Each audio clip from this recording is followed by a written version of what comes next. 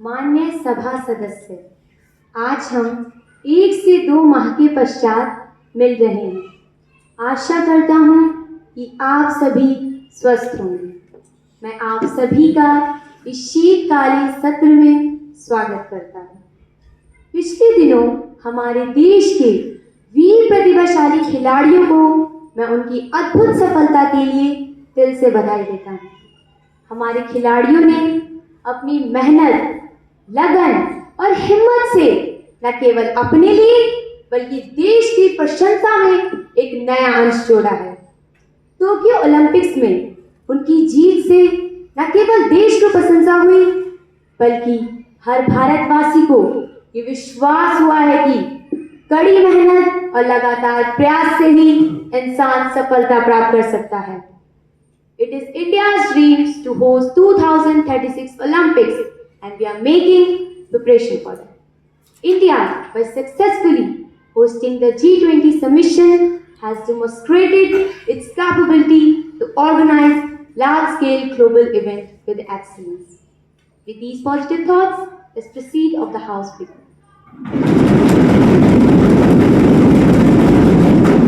महासचिव जी, अब नए मंत्रियों को शपथ दिलाई जाए।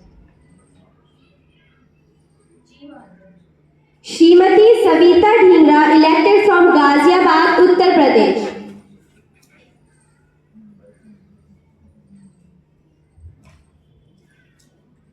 Ma'am, would you like to take oath or affirmation? Oath, madam. In which language would you like to take oath, madam? In Hindi, madam.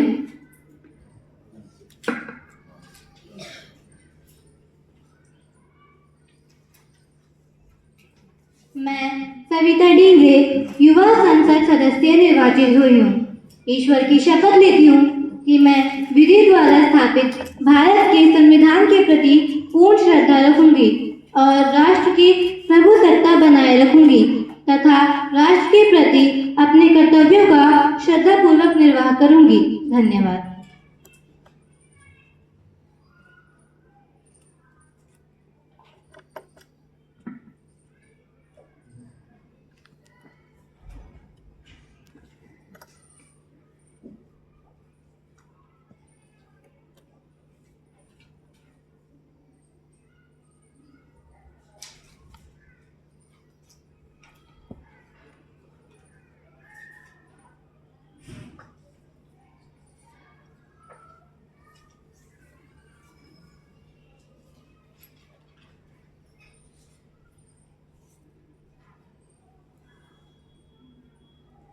Shrimati Bharati Praveen, elected from Neemuch, Rajasthan.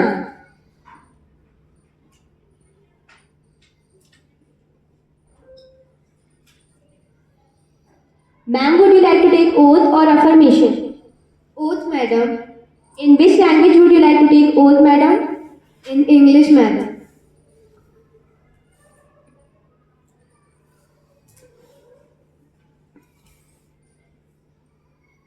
I, Bharti Praveen, have been elected a member of Lower House of Youth Parliament to swear in the name of God that I will bear true faith and allegiance to the Constitution of India, as by law established that I will uphold the sovereignty and integrity of India, and that I will faithfully discharge the duty upon which I am about to enter. Thank you.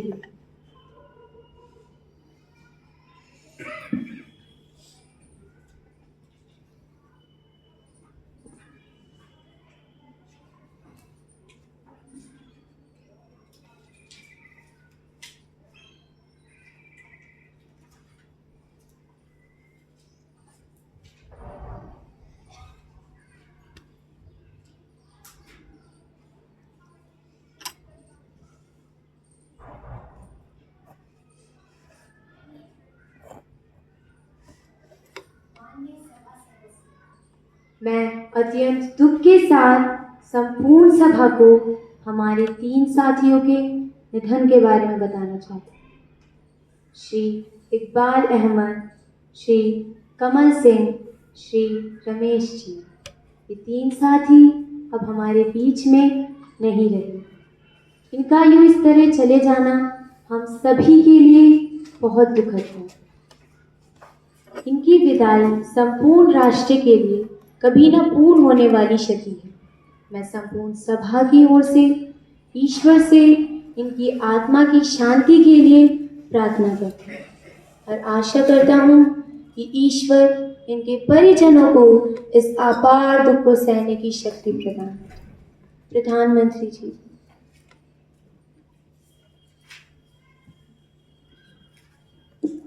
माननीय अध्यक्ष जी, मैं इकबाल अहमद, कमल सिंह एवं श्री रमेश जी के निधन पर अपने दल व सरकार की ओर से श्रद्धांजलि अर्पित करता हूँ। इकबाल अहमद कर्नाटक संसदीय निर्वाचन क्षेत्र से 13वीं व 14वीं लोकसभा के सदस्य थे। स्क्वाड्रन लीडर कमल सिंह पंजाब के होशियारपुर संसदीय निर्वाचन क्षेत्र से 8वीं, 9वीं व 12वीं लोकसभा के सदस्य थे। श्री रमेश जी तत्कालीन आंध्र प्रदेश के आदिलाबाद संसदीय निर्वाचन क्षेत्र से 15वीं लोकसभा के सदस्य थे। धन्यवाद। नेता विपक्ष।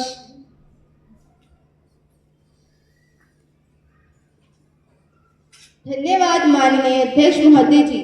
मैं संपूर्ण विपक्ष की ओर से माननीय श्री इकबाल अहमद, कमल सिंह तथा रमेश जी इन तीनों के निधन पर हृदय से दुख प्रकट करता हूँ। वे तीनों स्वभाव से अत्यंत मिलनसार और विनम्र थे। वे तीनों सच्चे समाज सेवक थे। उन्होंने जनता की भलाई के लिए बहुत से कार्य किए हैं। मैं ईश्वर से प्रार्थना करता हूँ कि ईश्वर उनकी आत्मा को शांति प्रदान करे। धन्यवाद। सभी सदस्य अपने स्थान पर खड़े होकर आत्मा की शांति के लिए मौन करेंगे।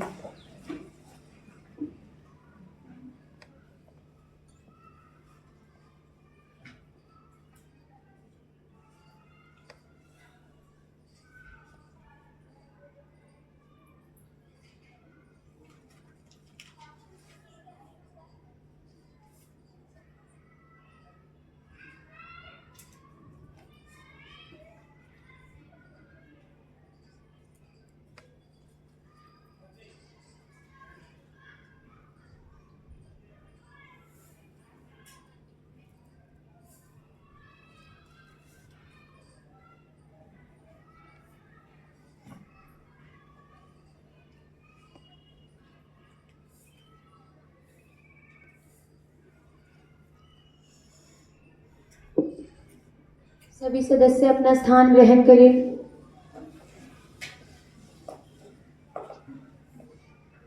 महासचिव जी, शोक परिवार को हम सभी की ओर से सांत्वना संदेश भेज दिया जाए। जी महोदय।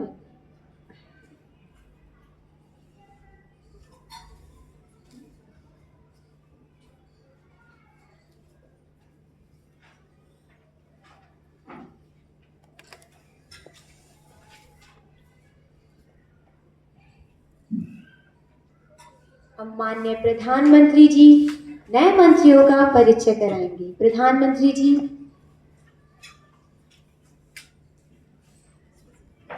माननीय अध्यक्ष जी, माननीय सदन तथा सभी सांसद साथियों को अपने मंत्रिमंडल में शामिल किए गए नए मंत्रियों का परिचय कराते हुए मुझे अत्यंत प्रसन्नता हो रही है। ये नए मंत्री हैं श्रीमती सविता टिंगरे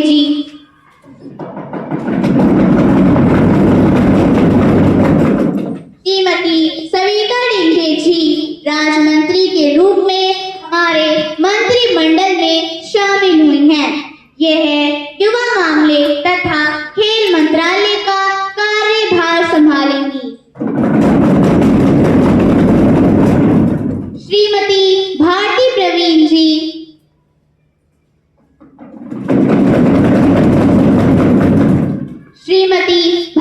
प्रवीण जी, पर्यटन मंत्रालय का कार्यभार संभालेंगी। माननीय अध्यक्ष जी, मुझे पूर्ण विश्वास है कि राष्ट्र को इनके दीर्घ अनुभव का लाभ मिलेगा। धन्यवाद। अब सभा में प्रश्नकाल प्रारंभ हो रहा है। प्रश्न संख्या 101 श्रीमती प्रीति जी।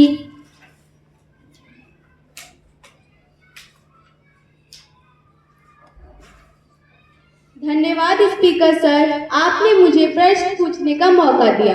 माननीय वन मंत्री जी से मैं ये पूछना चाहूंगी, ये जो हमारे देश में महंगाई का जो आलम अपने चरम पर चल रहा है, उस पे कब कमी आएगी?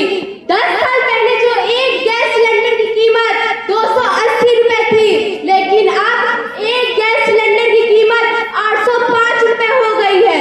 10 साल पहले जो 1 लीटर दूध की कीमत 30 रुपए थी, लेकिन अब 1 लीटर दूध की कीमत 79 रुपए हो गई है।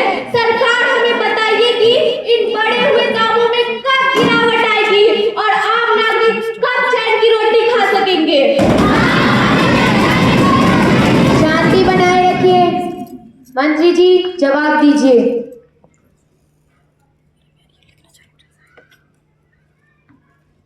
धन्यवाद माननीय अध्यक्ष महोदय जी। गैस की कीमतें कई वजहों से बढ़ रही है। एपीएम गैस में 17 से 20% की गिरावट आई, जिसके चलते सरकार ने कंपनियों को सस्ती गैस की आपूर्ति में कटौती कर दी है। गैस की कीमत बढ़ने के पीछे रिफाइनरी, रखरखाव, ग्रीष्मकालीन गैसोलीन का इस्तेमाल और बढ़ती मांग जैसे कारण भी है। रिफाइनरियां हल्के मौसम में जरूरी रखरखाव करती है, जिससे घरेलू आपूर्ति भी प्रभावित होती है। दूध की कीमतों में बढ़ोतरी की सबसे बड़ी वजह उत्पादन लागत में वृद्धि है। मवेशियों के स्वास्थ्य से जुड़ी चिंताएं भी दूध की कीमतों में बढ़ोतरी का एक कारण है। दूध के अलावा घी, आइसक्रीम, खोया, पनीर की मांगे लगातार बढ़ रही है। मंत्री जी, इन सब चीजों की तो कीमतें हमेशा से बढ़ ही रही हैं। इनके अलावा आपने और क्या कार्य किए हैं महंगाई को कम करने के लिए? बताइए मंत्री जी, बताइए। सदस्य बैठ जाइए, सदन की शांति को भंग मत करिए। मंत्री जी। महंगाई कई कारणों से बढ़ती है, जैसे सूखा, तूफान या बाढ़। फसलों के अन्य वस्तुओं की आपूर्ति प्रभावित होती है। कोविड की वजह से सप्लाई पर भी दिक्कत रही है। डॉलर महंगा होने से भारत का आयात महंगा होता जा रहा है। यह सभी उत्पादन उपभोक्ताओं पर डाल रही है, लेकिन यह मेरी पूरी कोशिश है कि हम महंगाई पर जल्द से जल्द काबू पा लें, जिससे आम नागरिकों को फायदा हो। धन्यवाद। प्रश्न संख्या 102 श्रीमती पूजा जी। धन्यवाद अध्यक्ष जी।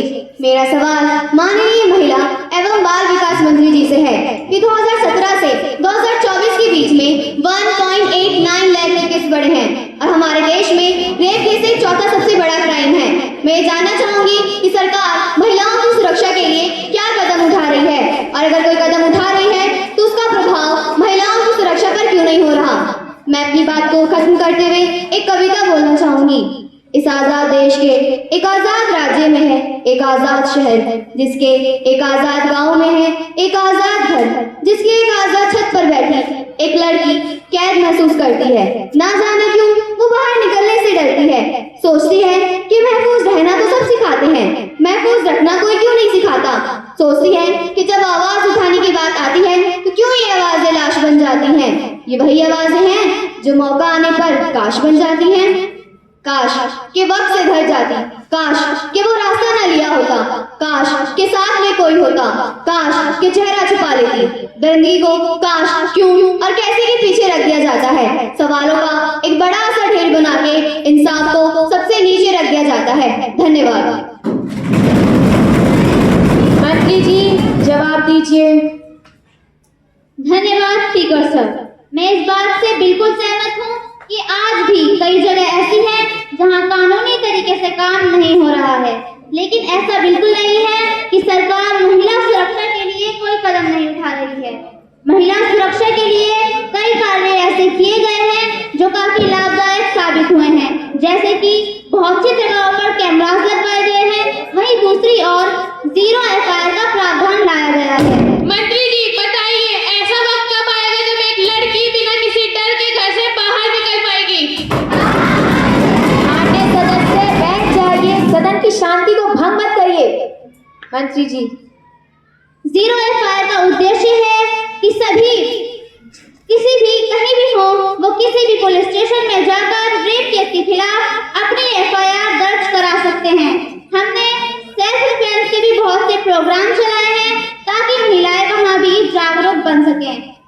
और सिर्फ इतना ही नहीं, हमने डॉक्टरों को भी सुरक्षा का भरोसा दिलाया है और उस सुरक्षा को सुनिश्चित करने के लिए सुप्रीम कोर्ट ने नेशनल टास्क फोर्स का गठन किया है, जिसका मकसद है सभी लिंग आधारित हिंसा को रोकना और ऐसे सभी सम्मानजनक कामकाज के लिए एक राष्ट्रीय योजना बनाना। मैं सभी पुरुषों से ये कहना चाहूंगी कि महिलाओं का अधिक सम्मान करें और उन्हें आगे बढ़ते हुए प्रोत्साहित करें। मैं सदन को इस बात का आश्वासन देना चाहूंगी कि सरकार महिला सुरक्षा को लेकर काफी गंभीर है और हम जल्द ही एक ऐसा देश देखेंगे जहां देश की हर महिला कहीं भी किसी भी समय बिना किसी डर के आ जा सके। धन्यवाद। प्रश्न संख्या 103 श्री तेजेंद्र जी।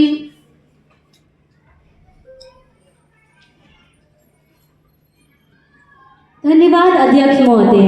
माननीय वन मंत्री जी, मेरा आपसे पहले सवाल ये है कि हमारा मौलिक अधिकार है हम स्वस्थ रहे और स्वच्छ वायु में सांस लें, परंतु आज वायु इतनी प्रदूषित हो चुकी है कि हम अपने इस अधिकार से वंचित है।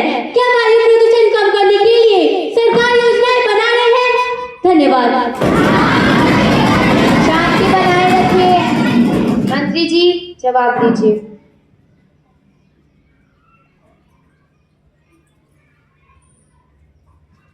धन्यवाद अध्यक्ष महोदय। जैसा कि इन्होंने कहा, इनको इनके अधिकारों से वंचित रखा जा रहा है। ऐसा बिल्कुल नहीं है। मैं इनके अधिकारों और अपने कर्तव्य को जानती हूँ। हमने वायु प्रदूषण को कम करने के लिए बहुत से उपाय निकाले हैं, जैसे कि ज्यादा से ज्यादा जगहों पर पब्लिक ट्रांसपोर्ट उपलब्ध करवाना, और हमने ऐसा करा भी है। हमने बहुत सी जगहों पर पब्लिक ट्रांसपोर्ट उपलब्ध करवाया। हमें पता है हर साल नवंबर में ऐसा ही होता है। आपके पास इसका क्या उपाय है? मंत्री जी को उनके विचारों को व्यक्त करने का मौका दिया जाएगा। मंत्री जी, हमने ज्यादा से ज्यादा जगहों पर पब्लिक ट्रांसपोर्ट में पैसे कम करवा दिए हैं और उनको फ्री करवा दिया है, जिससे ज्यादा से ज्यादा लोग उनकी तरफ आकर्षित हो रहे हैं और वायु प्रदूषण में कमी आई है। और तो और मैं अपने देश के किसानों से कहना चाहूंगा कि वो पराली को ना जलाएं, बल्कि उसका इस्तेमाल करें। जैसे कि 2014 में शुरू हुए क्रिया लैब में पराली को ना जलाकर उसका इस्तेमाल किया गया। पराली से बर्तन बनाए गए जो कि सस्ते और इको फ्रेंडली थे। और आप कहना क्या चाहते हैं? वायु प्रदूषण का कारण किसान है। माननीय सदस्य बैठ जाइए। आप सभी को अपने विचारों को व्यक्त करने का मौका जरूर दिया जाएगा। मंत्री जी, किसान खेतों में गड्ढा कर उसमें पराली भर दे और उसमें पानी डालकर रख दे। फिर वो पराली जो वायु प्रदूषण कर रही थी, वो एक कंपोस्ट खाद के रूप में निकलेगी। धन्यवाद। प्रश्न संख्या 104 श्रीमती सोनिया रॉय। धन्यवाद अध्यक्ष महोदय जी, आपने मुझे प्रश्न पूछने का मौका दिया। मेरा प्रश्न उद्योग मंत्री से यह है कि उद्योग के लिए बुनियादी ढांचे के विकास के लिए सरकार की क्या योजना है? धन्यवाद। मंत्री जी जवाब दीजिए।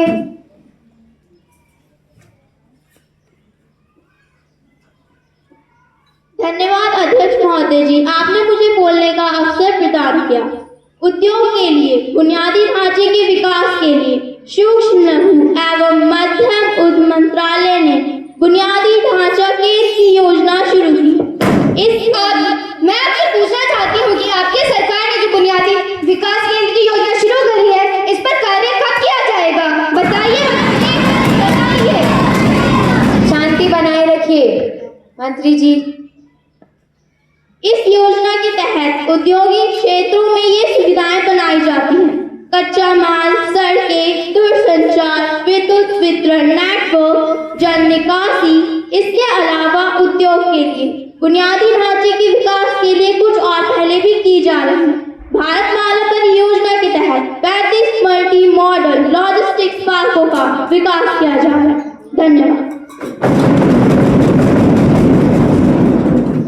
प्रश्न संख्या 105 श्रीमती दीक्षा पटेल जी।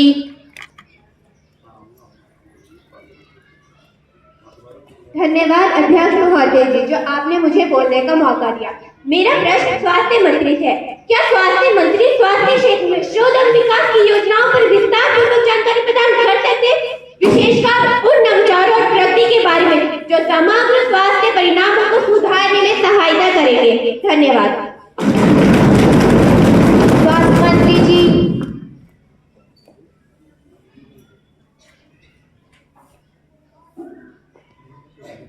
धन्यवाद स्पीकर सर, जो आपने मुझे बोलने का अवसर प्रदान किया। मैं बताना चाहता हूं कि भारत सरकार ने स्वास्थ्य क्षेत्र में शोध और विकास को बढ़ावा देने के लिए कई महत्वपूर्ण कदम उठाए हैं।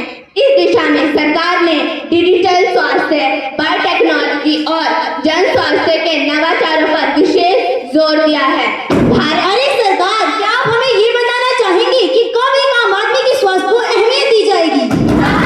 शांति बनाए रखिए। अगर आप सवाल कर रहे हैं तो उनका जवाब भी सुनिए। मंत्री जी। भारत सरकार ने स्वास्थ्य क्षेत्र में बायोटेक्नोलॉजी को बढ़ावा देने के लिए कई महत्वपूर्ण कदम उठाए हैं। सरकार ने डिजिटल स्वास्थ्य तकनीक की शुरुआत की है। इस मिशन को बढ़ावा देने के लिए राष्ट्रीय डिजिटल स्वास्थ्य मिशन की शुरुआत की गई, जिससे देश के सभी नागरिकों तक स्वास्थ्य सेवाएं पहुंचाई जा रही है। भारत सरकार ने स्वास्थ्य क्षेत्र में विभिन्न योजनाओं के तहत वैक्सीन, नवाचारों और विशेष पर ध्यान दिया है। कोविड-19 महामारी के दौरान भारत ने एक महत्वपूर्ण सफलता प्राप्त की है, जिसका परिणाम स्वदेशी वैक्सीन विकास में दिखाई देता है। स्वास्थ्य क्षेत्र में तकनीक के निर्माण को बढ़ावा देने के लिए मेड इन इंडिया जैसी पहल को बढ़ावा दिया जा रहा है। इन सभी प्रयासों का उद्देश्य स्वास्थ्य क्षेत्र की गुणवत्ता में सुधार लाना और आम नागरिकों के स्वास्थ्य परिणाम में सुधार लाना है। धन्यवाद। प्रश्न संख्या 106 श्रीमती आशा रानी।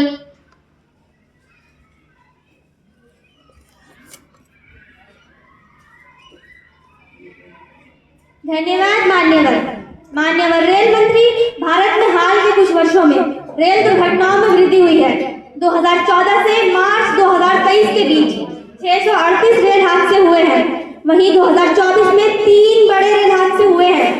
क्या सरकार इन समस्याओं के समाधान के लिए कोई ठोस कदम उठा रही है? यदि हाँ, तो अपने कदमों के बारे में बताएं। धन्यवाद। रेल मंत्री जी, जवाब दीजिए।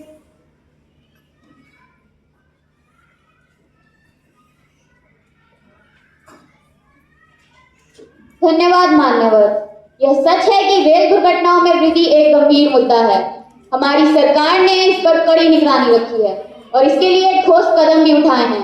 ट्रैक रखरखाव और नवीकरण के लिए बजट में वृद्धि की गई है। आधुनिक सुरक्षा उपकरणों जैसे ट्रेन कोलिजन अवॉइडेंस सिस्टम और जीपीएस आधारित निगरानी तंत्र को लागू किया जा रहा है। मंत्री जी, आपकी बातें तो सिर्फ कागज तक ही सीमित है। हकीकत में तो हमें ऐसा नहीं कुछ दिख रहा और आपकी नीतियों के बावजूद आज भी उतने ही रेल हादसे हो रहे हैं। धन्यवाद। शांति बनाए रखिए। मंत्री जी, तो उनके विचारों को व्यक्त करने का मौका दीजिए।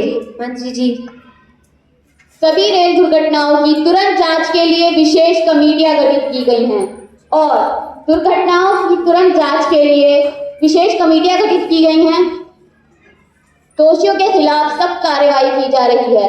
हमारा उद्देश्य है कि अगले कुछ वर्षों में रेल दुर्घटनाओं में कमी लाई जाए।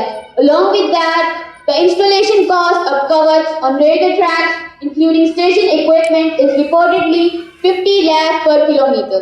And not just that, training programs for railway staff to handle emergency situation effectively and awareness situation effectively for passengers regarding safety protocols will also require manpower and proper budget. Appropriate allocation is also anticipated for regular maintenance, schedules and stringent safety of trains, tracks and stations to ensure the compliance with safety standards. हमारा उद्देश्य है कि rail को एक सुरक्षित और विश्वसनीय परिवहन माध्यम बनाया जा सके। धन्यवाद। प्रश्न संख्या 107 Shrimati Meena Kumari ji.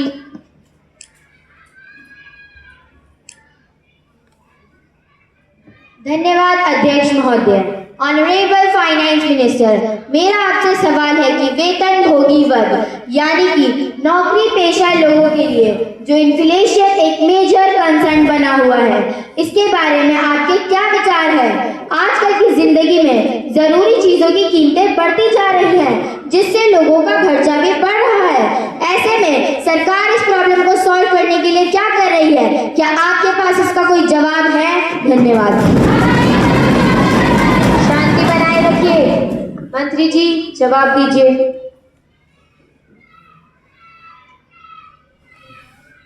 Thank you speaker sir. जैसा कि आप कह रहे हैं कि हमने इनकम टैक्स को बढ़ा दिया है, लेकिन उसके साथ ही हमने लोगों की सैलरी को भी तो बढ़ाया है और उन लोगों को समय समय पर बोनस भी दिया जाता है।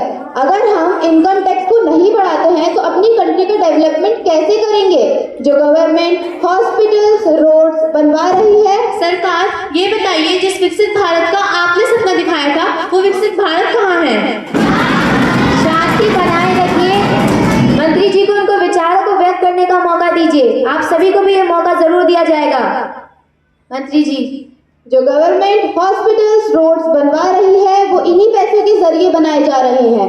इसके साथ ही हमने इन्फ्लेशन को भी ध्यान में रखा है और इसके इम्पैक्ट होने की उम्मीद की है।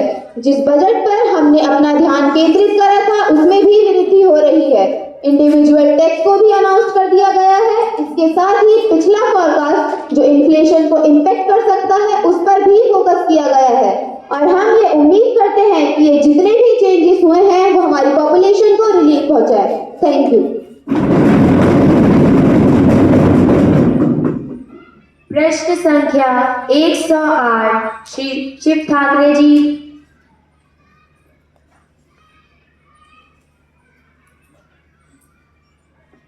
माननीय अध्यक्ष महोदय जी, मैं आपके माध्यम से कृषि मंत्री जी से पूछना चाहता हूं कि हमारे देश में जो किसानों की स्थिति है उसके बारे में सरकार क्या कदम उठा रही है? जिन्हें हम अन्नदाता कहते हैं, आज उनकी स्थिति हो गई है कि उन्हें अपने अधिकारों के लिए सड़क पर आना पड़ रहा है। CSDS के आंकड़े बताते हैं कि 58% किसान भूखे पेट सोने को मजबूर है और 62% किसान खेती छोड़ना चाहते हैं। किसान खेती के लिए बैंकों से ऋण लेता है, परंतु उसे इतना मुनाफा नहीं मिलता कि वो इस ऋण को चुका सके, जिसके कारण उसे आत्महत्या के अलावा और कोई विकल्प नहीं नजर आता। तो कृषि मंत्री जी, सरकार इस पर क्या कदम उठा रही है? कृषि मंत्री जी जवाब दीजिए।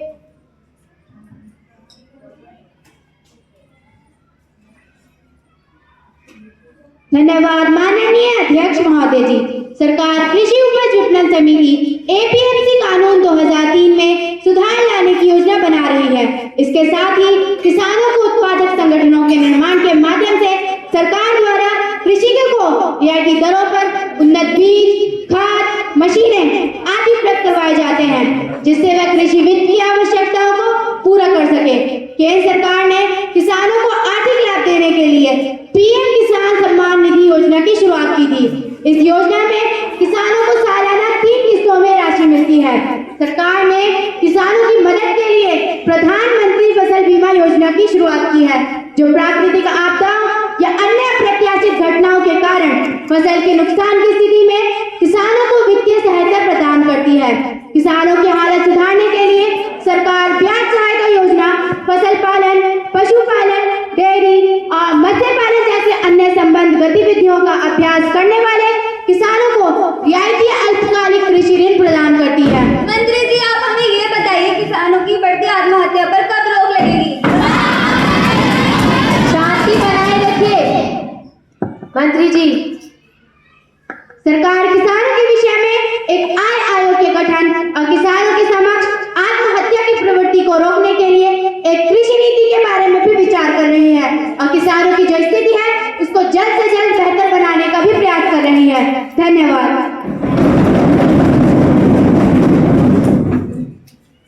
अब सदन के सभा पटल पर कागजात रखे जाएंगे।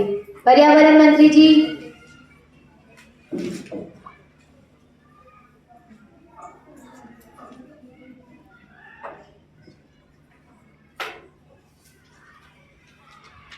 मैं सभा पटल पर 2023 में भारतवर्ष स्थिति रिपोर्ट की एक एक प्रति हिंदी और अंग्रेजी में रखता हूँ। धन्यवाद।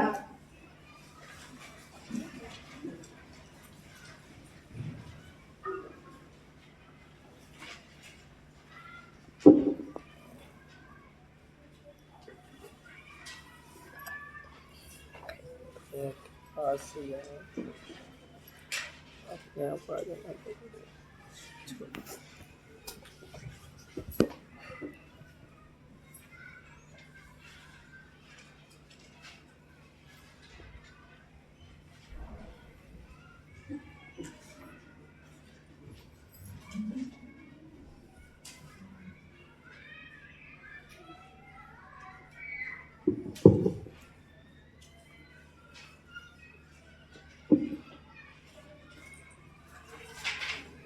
अब सदन में विदेशी प्रतिनिधिमंडल का स्वागत किया जाएगा। विदेश मंत्री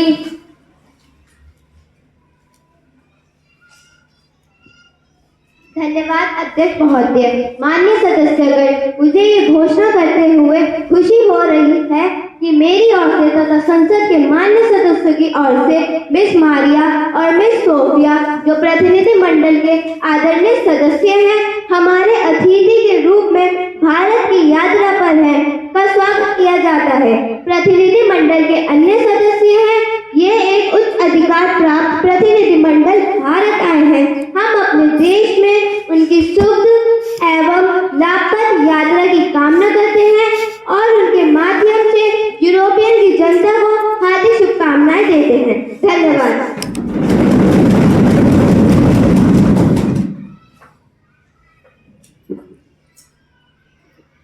अब सदन में ध्यान आकर्षण प्रस्ताव पर चर्चा की जाएगी। श्री दीपक पुरी।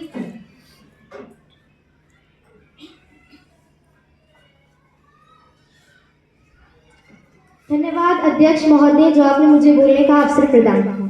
माननीय अध्यक्ष जी, पेट्रोल, डीजल, केरोसिन और एलपीजी गैस की कीमतें बहुत बढ़ी हैं। एक्साइज ड्यूटी से सरकार ने अब तक 26 लाख करोड़ कमाया है।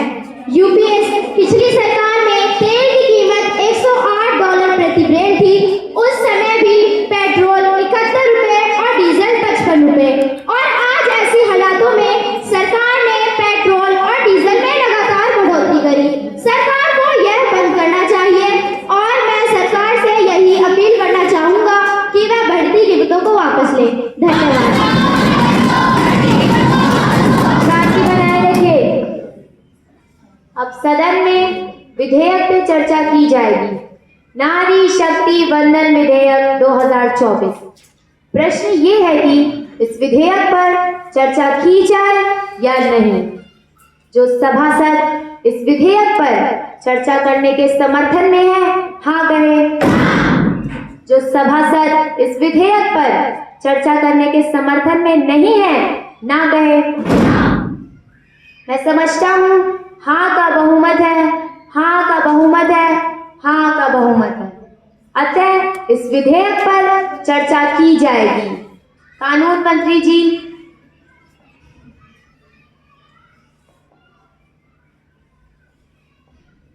Thank you, Speaker Sir. It is a Constitution Amendment Bill and it is a forward-moving step towards women empowerment. It is also an important step towards making India a developed nation in the Amrit Kal. Baba Saheb Bhimrao Ambedkar had said that so political equality would be achieved on January 26, 1950.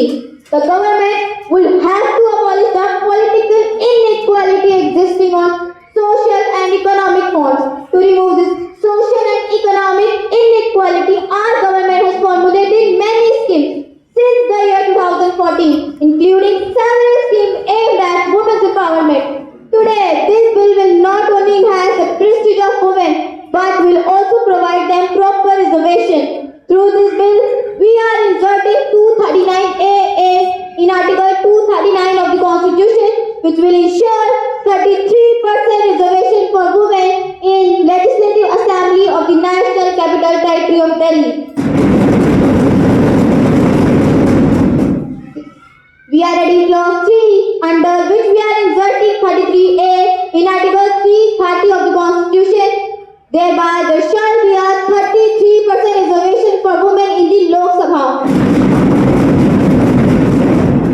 A new article is being inserted after Article 332 of the Constitution, through which we are going to make a provision for 33% seats for women in state legislative assemblies.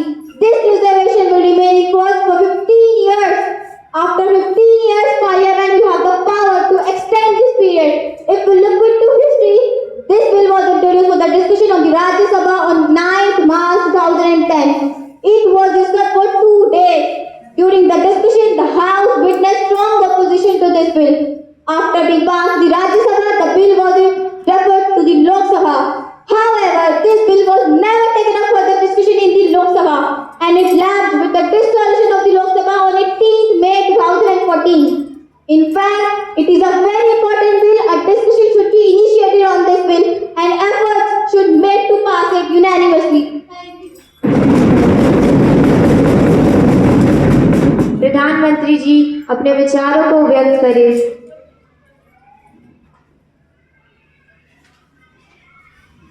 माननीय अध्यक्ष जी, मैं आपका आभारी हूँ कि आपने मुझे बोलने का मौका दिया।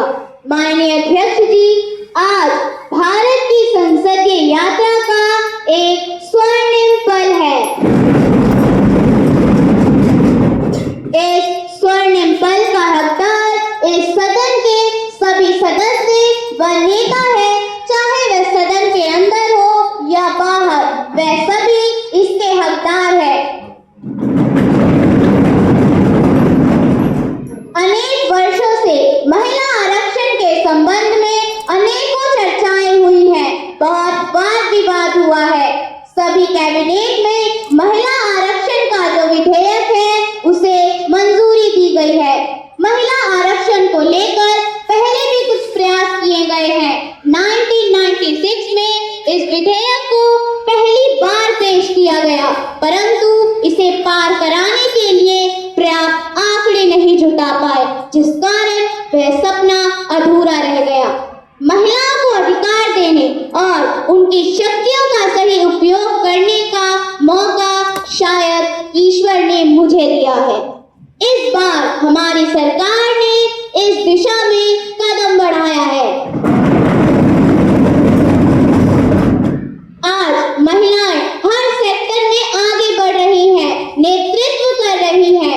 यह बहुत जरूरी है कि नीति निर्धारण, पॉलिटिकल मेकिंग में हमारी माताएं, बहनें, नारी शक्ति का अधिक से अधिक योगदान हो।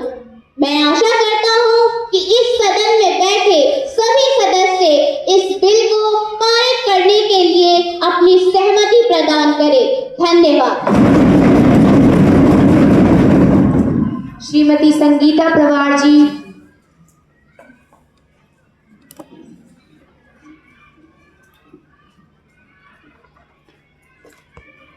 Thank you, Speaker Sir, for giving me a chance to express my thoughts.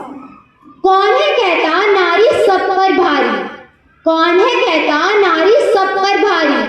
इस बात को मैं झुठलाऊंगी। नारी नहीं अब किसी पर भी भारी, इस बात को मैं बतलाऊंगी। हाँ, हूँ मैं लड़की, हूँ मैं नारी, पर अब नहीं बनना किसी पर भी भारी, नहीं बनना किसी पर भी भारी। मैं हूँ ओ शक्ति, बह जाऊं तो बहादुर पत्थर को भी, बह जाऊं तो बहादुर पत्थर को भी। सुन लो हम पर रोक लगाने वालों, सुन लो हम पर रोक लगाने वालों। बेहद बेशक बेपरवाह, बेहद बेशक बेपरवाह। जिंदगी बस खुशहाल बनानी है, नारी नहीं अब किसी पर भी भारी, बस यही तो प्यार चलानी है। As a woman, I salute the efforts made by this government for bringing the Nari Shakti Bandhan Bill, because India's ancient civilization and culture show that we have always viewed women as deities and worshipped them. I congratulate the Honorable Prime Minister for inauguration of the new Parliament building, as well as the new initiative taken apropos the Women's Reservation Bill. I come from a area where no woman MP has been elected so far. When I was elected, I got the opportunity to be the first woman MP. I would like to say a special thanks to the Honorable Prime Minister that this new opportunity has been afforded and a bill has been brought in honor of all the women. I salute this patriotism very much. वर्षों से जो बंद पड़े हैं उन नैनों को खोलो, वर्षों से जो बंद पड़े हैं उन नैनों को खोलो, आओ नारी बोलो, आओ नारी बोलो। अब तक जो बुरखों के पीछे, अब तक जो बुरखों के पीछे, अब तक जो घूंघट के पीछे, अब तक जो बुरखों के पीछे, अब तक जो बुरखों के पीछे, अब तक जो घूंघट के पीछे ढांक रहे थे अपने मुंह को, अब पर्दे छोड़ो, आओ नारी बोलो, आओ नारी बोलो। धन्यवाद। श्रीमती इल्मा हसन जी अपने विचारों को व्यक्त करें।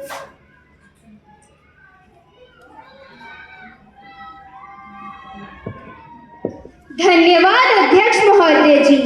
कोई भी देश यश के शिखर पर तब तक नहीं पहुंच सकता जब तक उसकी महिलाएं कंधे से कंधा मिलाकर ना चले। मैं अपनी पार्टी की ओर से इस विधेयक का समर्थन करती हूँ। महिलाओं ने स्वतंत्रता संग्राम के दौरान हर मोर्चे पर पुरुषों के साथ कंधे से कंधा मिलाकर काम किया है और आज भी नए भारत के निर्माण में अपना योगदान दे रही हैं। हमारे पास देश भर में स्थानीय निकायों के माध्यम से चुनी गई 15 लाख महिला नेता है। इस विधेयक के पारित होने से हमें खुशी होगी, लेकिन साथ ही एक चिंता भी है। पिछले 13 वर्षों से भारतीय महिलाएं अपनी राजनीतिक जिम्मेदारी का और अब उनसे कुछ और वर्षों तक इंतजार करने को कहा जा रहा है। तत्काल प्रभाव से लागू होना चाहिए। साथ ही जाति जनगणना कराई जानी चाहिए और अनुसूचित जाति, अनुसूचित जनजाति और अन्य पिछड़े वर्ग की महिलाओं के लिए आरक्षण का प्रावधान भी किया जाना चाहिए। इस विधेयक के क्रियान्वयन में और देरी भारत की महिलाओं के साथ अन्याय होगा। महिला न केवल घर की शोभा बढ़ाती हैं, बल्कि वे देश की ताकत भी होती हैं। धन्यवाद। श्रीमती भारती प्रवीण जी अपने विचारों को व्यक्त करें।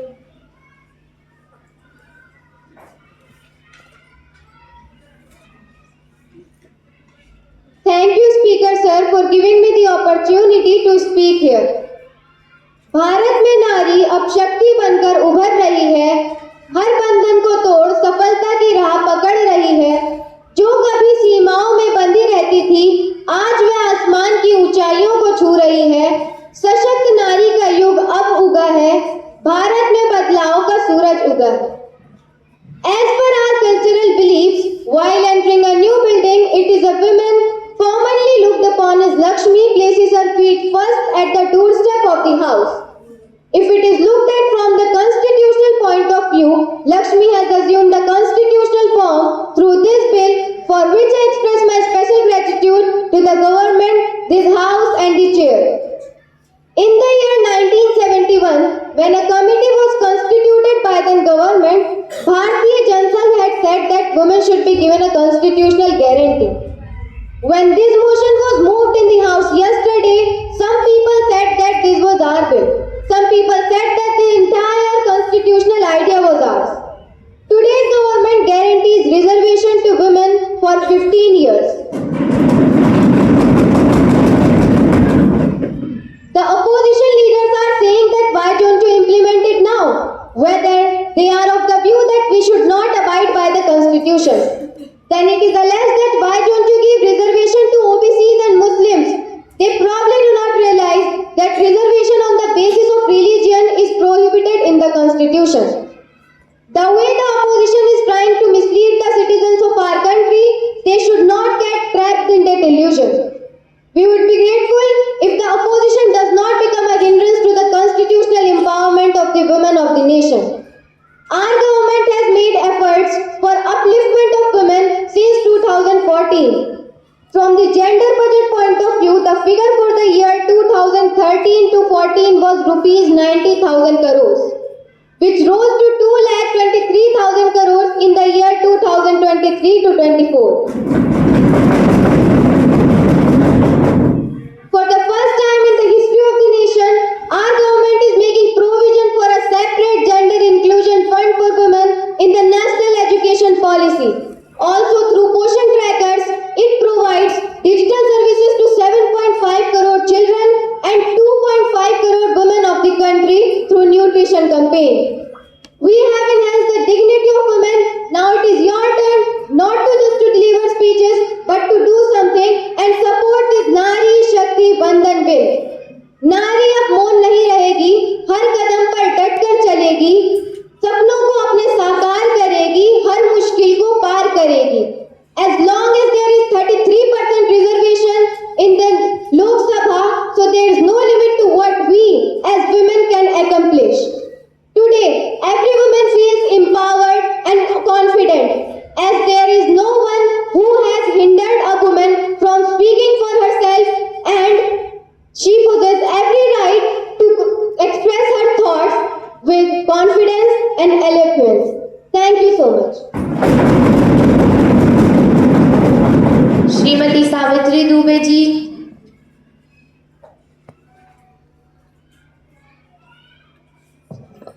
Thank you, Speaker Sir, for giving me the opportunity to express my thoughts. दुनिया की पहचान है औरत, दुनिया पर एहसान है औरत. दुनिया की पहचान है औरत, दुनिया पर एहसान है औरत. बेटी, माँ, बहू बनकर हर घर की शान है औरत. I stand here on behalf of my party in full support of this bill. I always say that there are two wheels for a cycle to work properly, so men are equally important. I would like to speak about the men who gave us influenced lives as a woman. It was Dr. Bhim Rao Ambedkar who gave us the right to vote. It was Mahatma Phule who made sure to give us education. A woman like me stands here, educated and qualified because of what he contributed.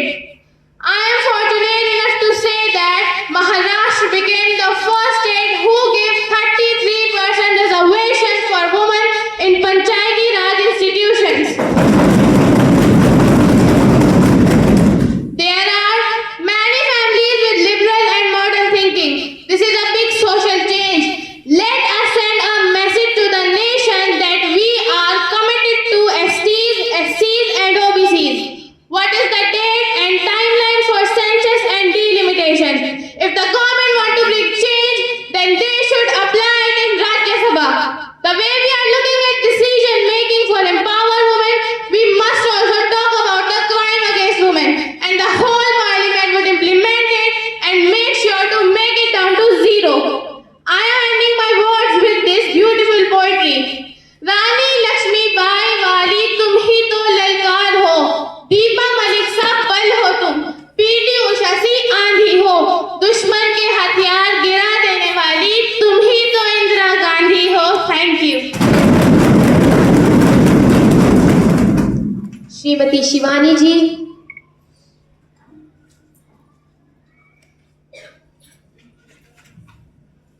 Thank you, Speaker Sir, for giving me this opportunity.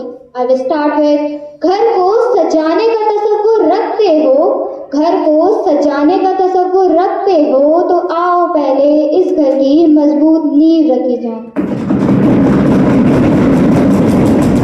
On the behalf of the sisters of the country, I thank our Honorable Prime Minister very much for supporting this bill related to women by bringing the Beti Bachao Beti Padhao scheme. He gave social rights to daughters. He gave right to daughters by giving benefits of Sukanya Samriddhi scheme, by running a one-stop center. These women were provided with an opportunity to live. Our government has done the work of providing employment to women by running training and employment schemes and providing employment by increasing their efficiency and and skills. Under the Ujjwala scheme, work has been done to improve the lives of more than 11 crore women in India by providing with gas connections. Under the Dantali Antyodaya scheme, work has been done to connect our sisters to 81 lakh self-help groups. Our government has done the work of giving respect to women by providing toilets to more than 9 crore women. Our government has done the work of connecting our sisters through the mainstream of the country by making them entrepreneurs. Today, because of our honorable Prime Minister, women have become self-reliant and are running their families. In the last, I would just like to say, नजरें बदली जाएं तो नज़ारे तब बदल जाते हैं, सोच बदली जाए तो सितारे भी बदल जाते हैं। कश्ती बदलने की जरूरत नहीं होती, केवल दिशा बदलने से किनारे अपने आप बदल जाते हैं। Thank you. अरे सरकार, माना कि दिशा बदलने से किनारे अपने आप बदल जाते हैं, परंतु आपकी इस शायरी से हमारे हालात नहीं बदले। श्रीमती काव्या शर्मा जी।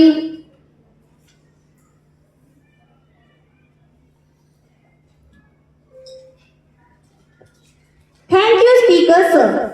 महिलाओं को पुरुषों के बराबर अधिकार तब तक नहीं मिल सकता जब तक कि उन्हें राजनीति के साथ साथ हर क्षेत्र में 50% आरक्षण नहीं मिलेगा।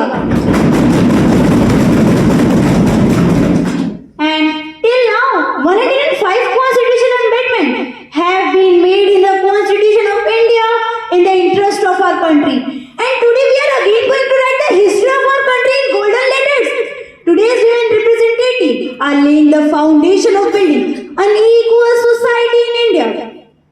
In our scriptures and Purans, we heard about women's power from the beginning. Be it the discussion on the Shakti from Ma Durga, the knowledge from Ma Saraswati, or the knowledge on the wealth from Ma Lakshmi. Women have been playing a leading role. Today in this era of modernity, when our society and our country moving forward, this amendment is ensured to the participation of women in it. I, on behalf of my party, do support women reservation bill with a hope and believe that women should not remain only on paper but should also implement it in reality. And I believe that a woman who decided to go with her guts despite the criticism is a powerful woman. जीना सिखाया बेटी को, लिखना सिखाया बेटी को।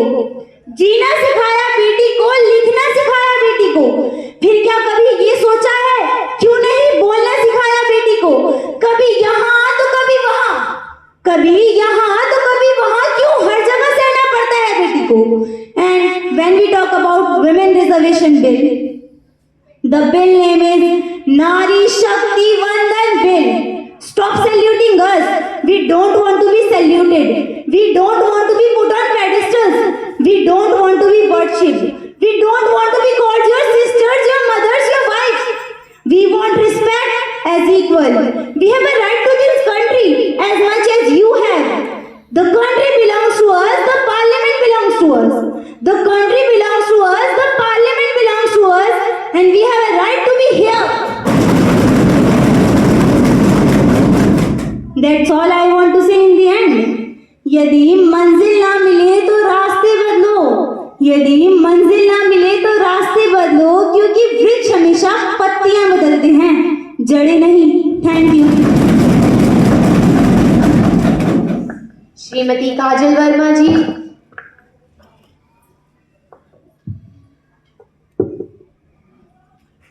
धन्यवाद अध्यक्ष महोदय जी, मैं आपकी बहुत बहुत आभारी हूँ, मुझे आपने बोलने का अवसर प्रदान किया।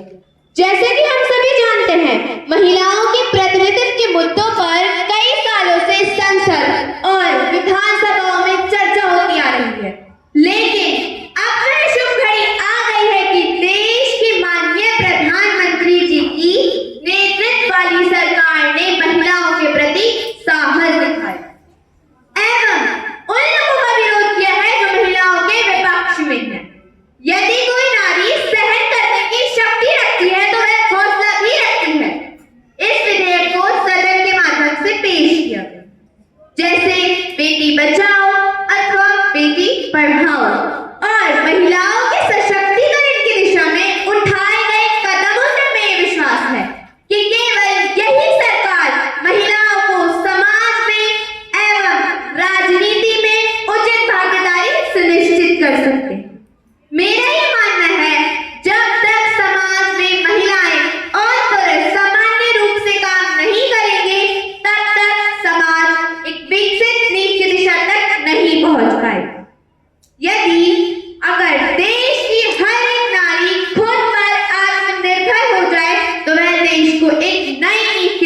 निभा सकती है। बिजली चमकती है तो पूरा आकाश बदल देती है, आंधी चलती है तो दिन और रात बदल देती है। जनाब, जब जागती है एक नारी की नारी शक्ति तो पूरा इतिहास बदल देती है। आज मैं अपनी पार्टी की ओर से इस विधेयक का समर्थन करती हूँ। धन्यवाद। श्रीमती गीता कपूर जी अपनी राय रखें।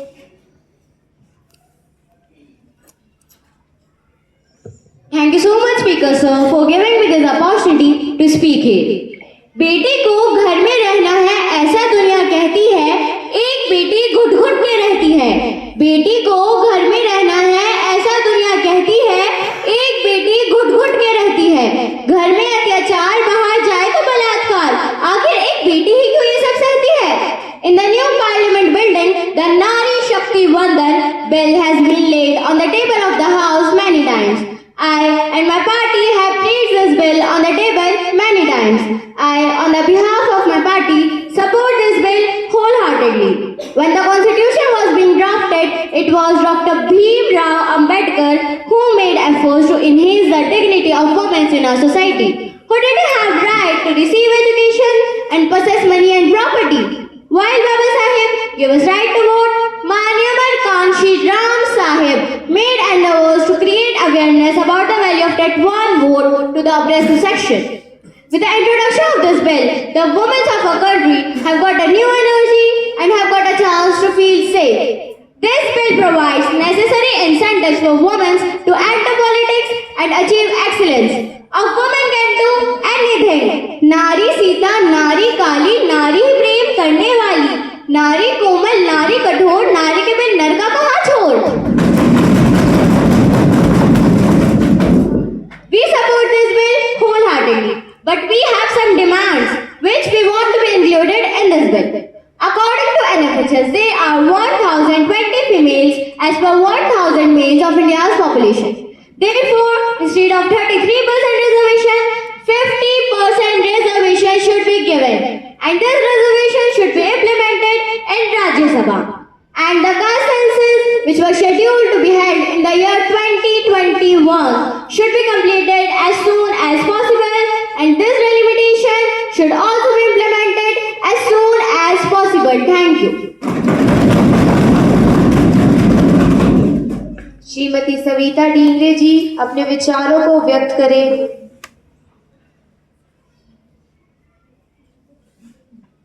Thank you, Speaker sir, for letting me share my views.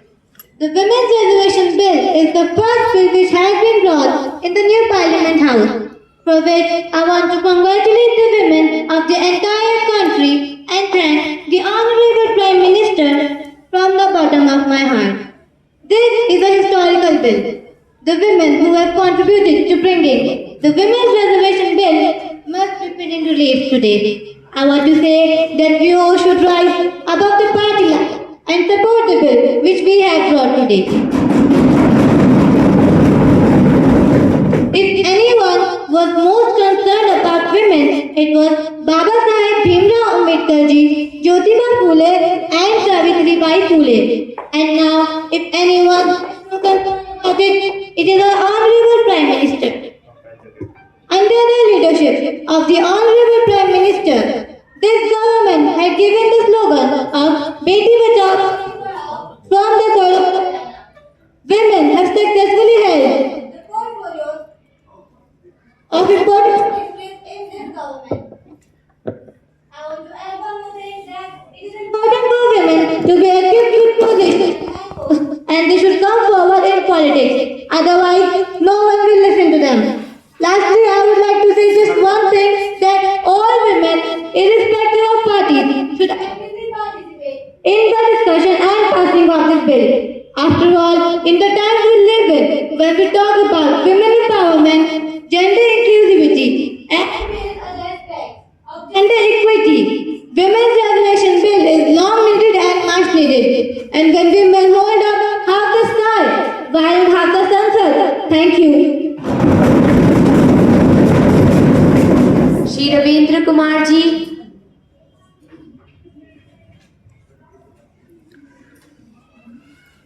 धन्यवाद माननीय अध्यक्ष महोदय जी। भारत की महिलाओं का सत्ता के हस्तांतरण में एक बहुत बड़ा कदम पंचायती राज था, जिसमें उन्हें आरक्षण दिया गया तथा राजनीतिक व्यवस्था में प्रवेश करने की अनुमति दी गई। एक और कदम है, ये एक बड़ा कदम है। मुझे यकीन है कि सदन में हर कोई इस बात से सहमत होगा कि ये हमारे देश की महिलाओं के लिए बहुत ही महत्वपूर्ण कदम है। मेरे विचार से एक बात है जो इस विधेयक को अधूरा बनाती है।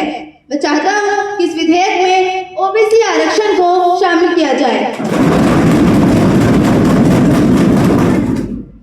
मुझे लगता है ये बहुत महत्वपूर्ण है कि हमारे भारत की महिलाओं का एक बड़ा हिस्सा इस आरक्षण तक पहुंच प्राप्त कर सके, और ये इस विधेयक में गायब है। इसके अलावा दो चीजें हैं जो मुझे अजीब लगती है। एक विचार ये है कि इस विधेयक को लागू करने के लिए आपको एक नई जनगणना की आवश्यकता है। दूसरी बात यह है कि इस विधेयक को लागू करने के लिए आपको एक नई परिसीमन की आवश्यकता है। मेरे विचार से ये काफी सरल है, इसलिए इस विधेयक को आज भारत की महिलाओं को विधानसभा और लोकसभा में 33% सीटें देकर लागू किया जा सकता है। इसलिए मुझे आश्चर्य है कि क्या ये गेम केवल 7, 8 या 9 वर्ष आगे बढ़ाने के लिए नहीं बनाया गया है, बल्कि इसे उसी तरह चलाया जाए जैसा कि होना चाहिए। धन्यवाद। श्रीमती मीना कुमारी जी।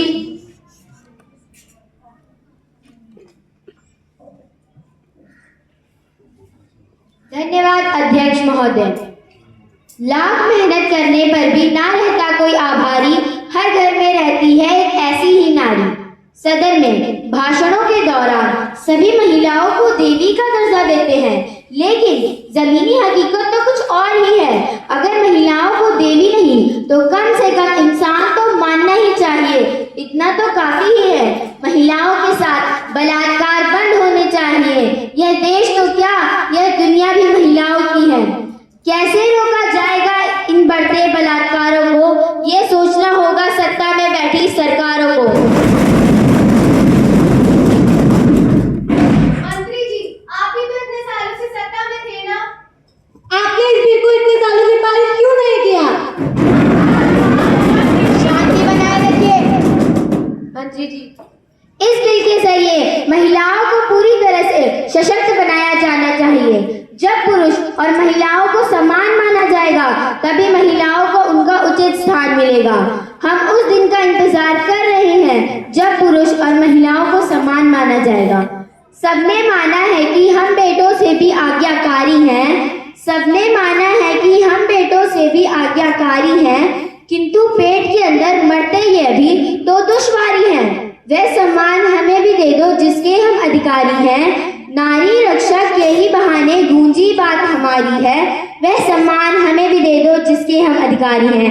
धन्यवाद। विधेयक पे चर्चा पूर्ण होती है। जो सभासद इस विधेयक को पूर्ण पारित करने के समर्थन में है, हाँ कहें।